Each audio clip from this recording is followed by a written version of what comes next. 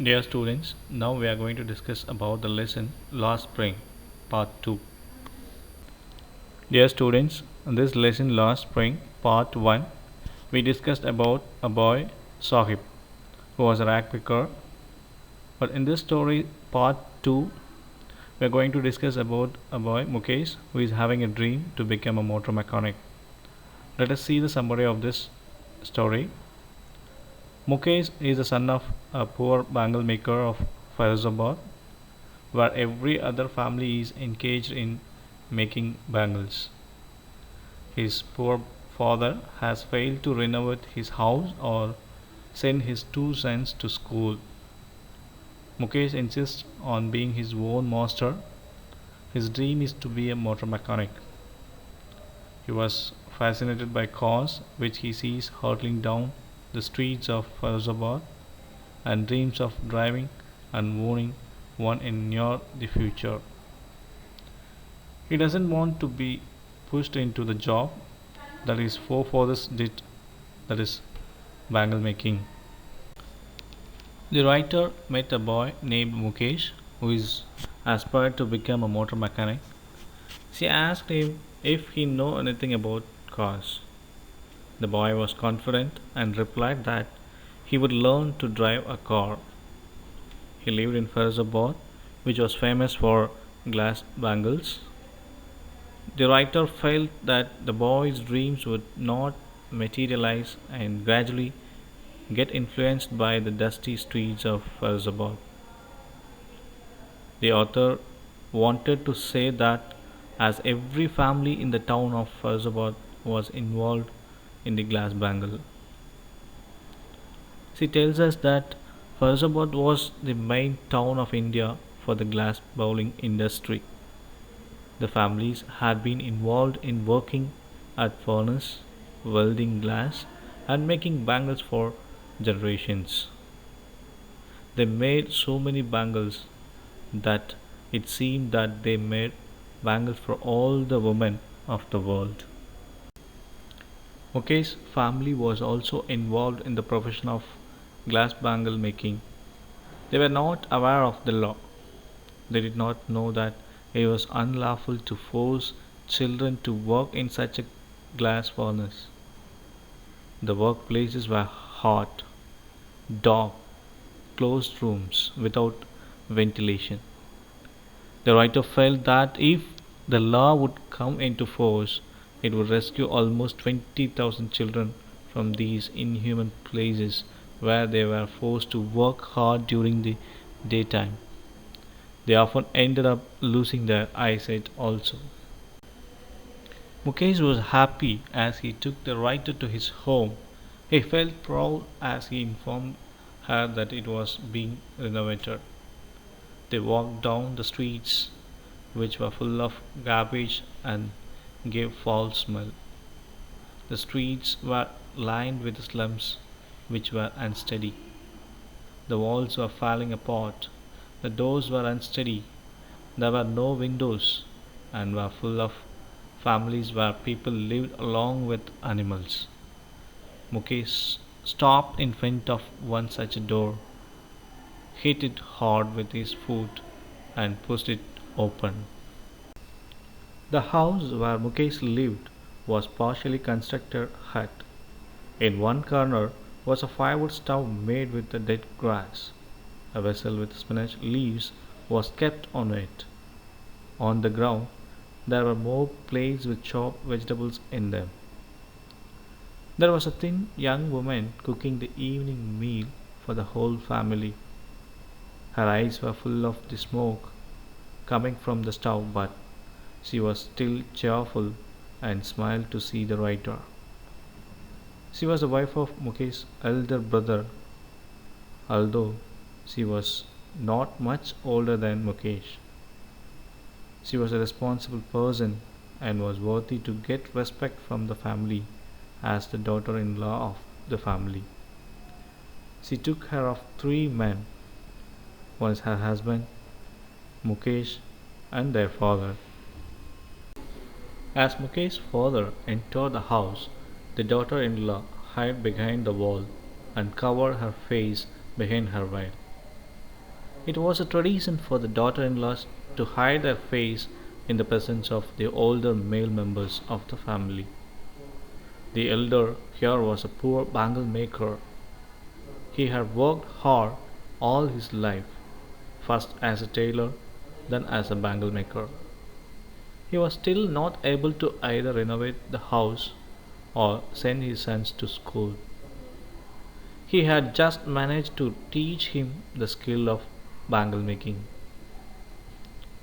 Mukesh's grandmother justified her son by saying that he was destined to make bangles as it had been their family profession.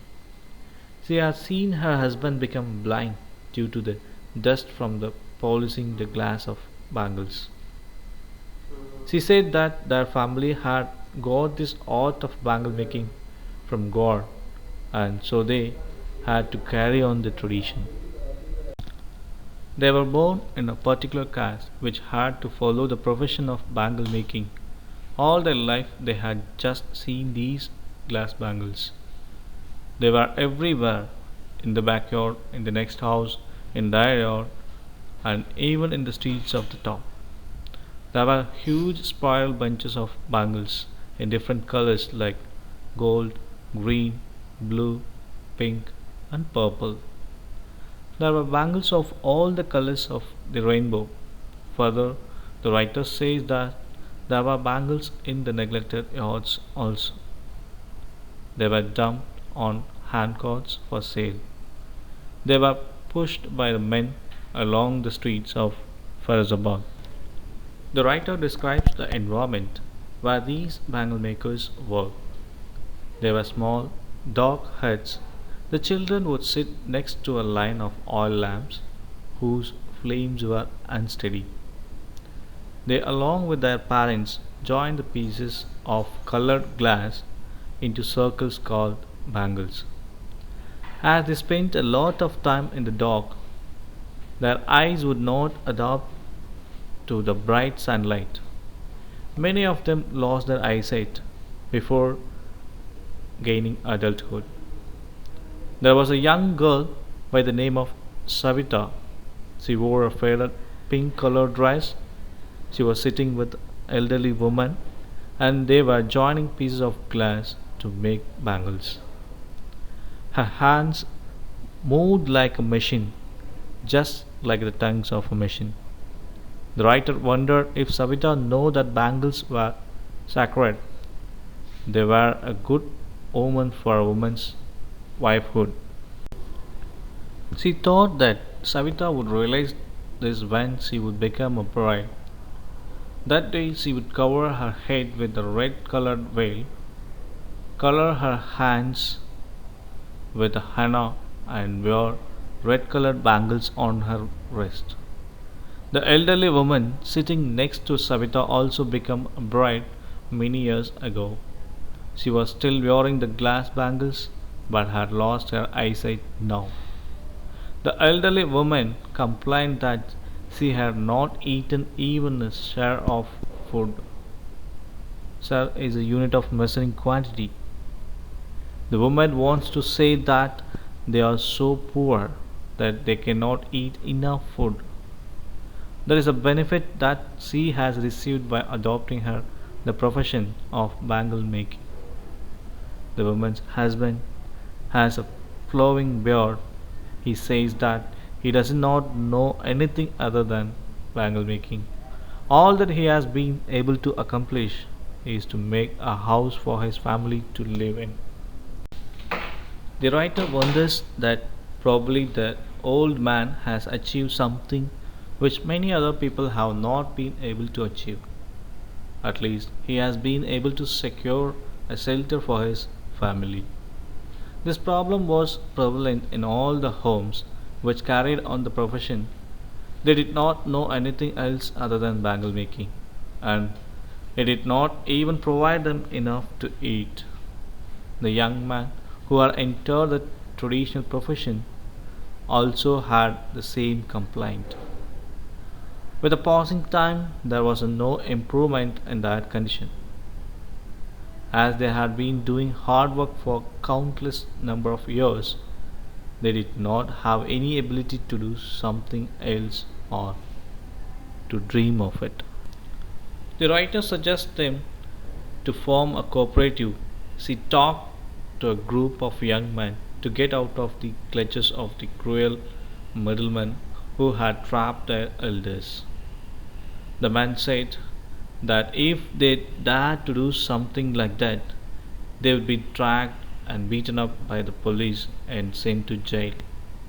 Their acts would be termed to be unlawful. The writer felt that as they had no leader, they could not think of doing things differently. They all were so tired, the men and their fathers. The men complained that it was a continuous process. Their poor condition led to lack of concern for their problems.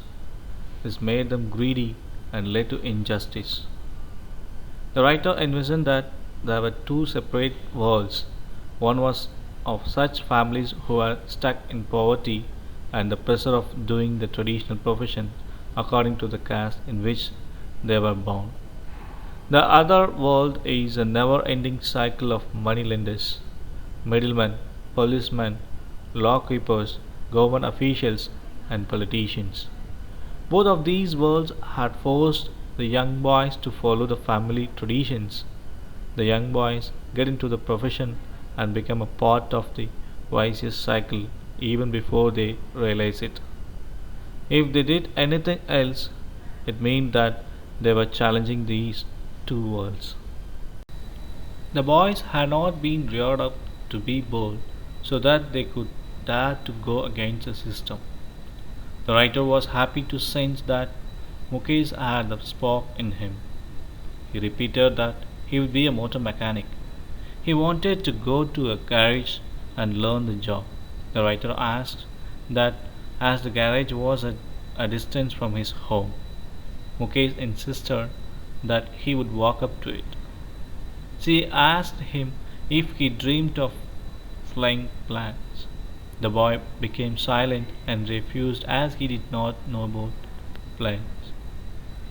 Not many planes flew over Ferozabad, as he had only seen cars moving around in Ferozabad.